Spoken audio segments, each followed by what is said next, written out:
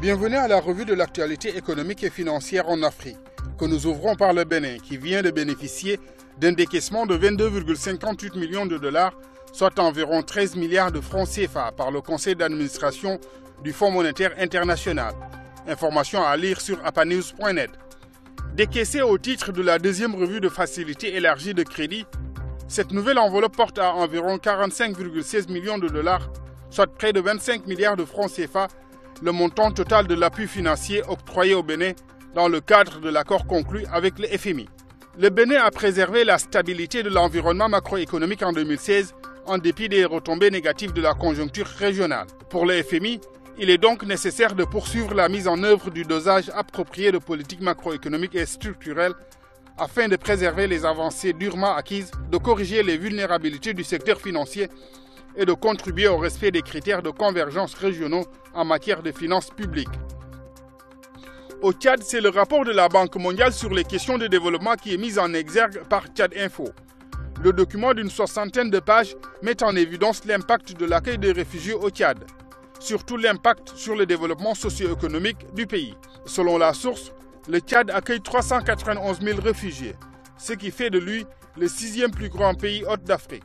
La majorité des réfugiés, dont 310 000 Soudanais, 73 000 Centrafricains et 9 000 Nigériens, vivent des situations de déplacement prolongées, principalement près des frontières à l'est, au sud, à l'ouest et à N'Djamena. La région du lac Tchad a été touchée par plusieurs attentats et la précarité de la sécurité quotidienne de ceux qui essaient de maintenir une activité quotidienne autour du lac en est affectée. Au Gabon, le gouvernement a conclu une convention de prêt avec l'Agence française de développement pour la période 2017-2019, nous rapporte Info Gabon. La mise en place d'un prêt de soutien budgétaire vise notamment à contribuer à l'amélioration de la situation financière du Gabon, marquée par une conjoncture difficile depuis la chute des cours du pétrole en 2014.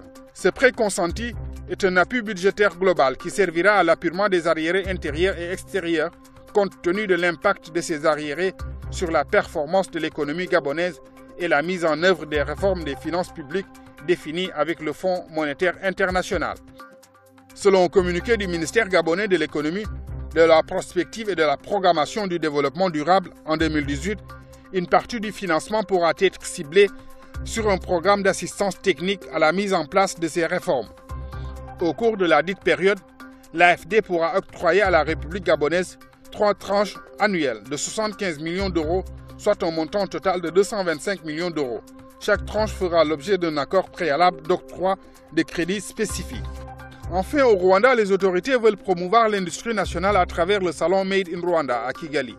Le site Rwanda News souligne au passage que depuis environ 2 ans, les produits étiquetés Made in Rwanda se multiplient sur le marché local. Le slogan fabriqué et consommé rwandais est présenté comme une volonté de révolutionner l'économie nationale.